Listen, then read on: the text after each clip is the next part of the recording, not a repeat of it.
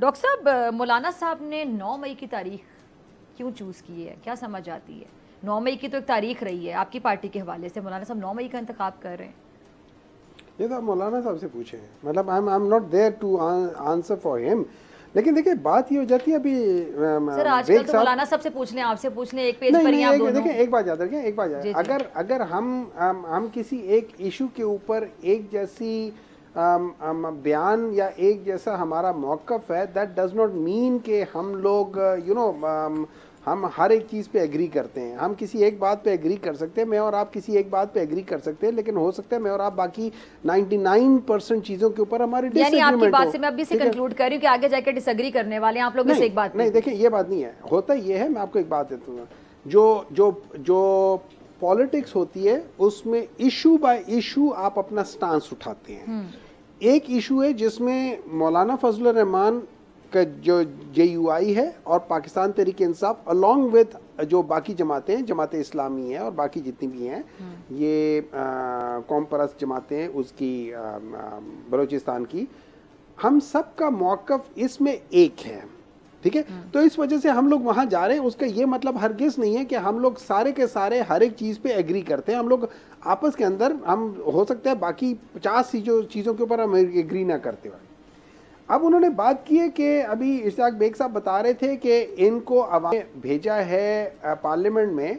देखिए हमारा तो मौक़िफ़ ये, अवाम ने तो आपको भेजा ही नहीं है, अवाम ने तो आपको रद्द किया था, अवाम ने तो आपको बाहर निकाला था। किसने भेजा है?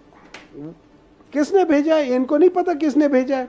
वो मेरे विचो मेरा यार बोलता है। तो 2018 में आपके बारे में बातें करते थे कि आप सिलेक्टेड हैं। मैं एक बात बता नहीं, ये तो फिर लंबी बहस है ना डॉक्टर साहब। देखें 2018 में मुझे याद है कि जब आप लोगों की हुकूमत बनी थी, अभी इलेक्शन के रिजल्ट्स आ रहे थे, तो पीपल्स पार्टी से शहरी रहमान साहब, मुझे याद है मैंने सबसे पहली प्रेस कॉन्फ्रेंस मेरी नजरों से गुजरी, वो आ गई, सब ने आके कहना शुरू कर दिया कि आप लोगों को सिलेक्ट कर लिया गया है। फिर आप लोग पूरे 4 साल सफाइयां देते रहे जब तक।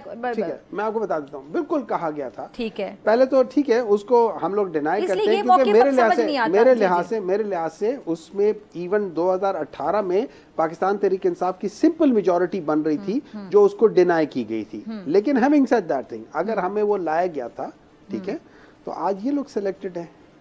इनको तो 25 सीटें, 17 सीटें और 3 सीटें, 17 और 3 20 हो गए, 20 और टोटल 45 सीटों की ये टोटल जमात नहीं है, ये इनके एक्चुअल मैंडेट है।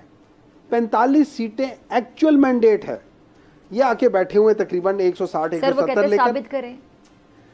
देखिए साबित मैं इसलिए ऐसे करता हूं कि इस वक्त अगर आप सिंध में चले, आपको पीपल्स पार्टी ने दावत दी थी ना कि आए हमारे साथ हुकूमत बनाए, अब आप लोग नहीं गए। बनाए क्यों? मुझे एक बात बताएं, किसी ने तो बनानी थी ना। अपना मैंडेट आप लेकर गए हुए, मैं अकेले आ जाते ना, आप लोग अकेले आ जाते।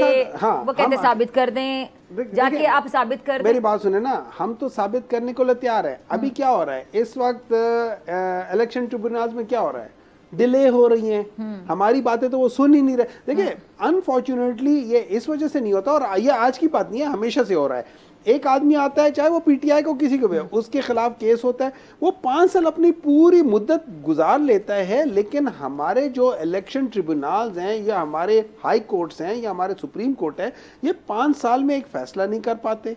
बंदा कहां से कहां चला जाए, बंदे को क्या कुछ नहीं हो जाता, ये उसका फैसला नहीं कर पाते। मसला पाकिस्तान का जो है ना, मसला जुडिशरी है। सब्सक्राइब करें और बेल दबाएं ताकि कोई खबर रह न जाए।